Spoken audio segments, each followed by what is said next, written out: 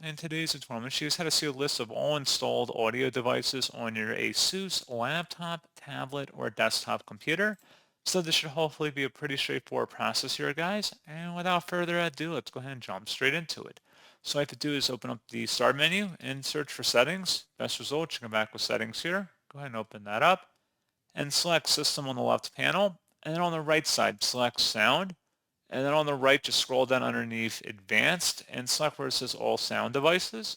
And you should be able to see all of your input and output devices listed over here.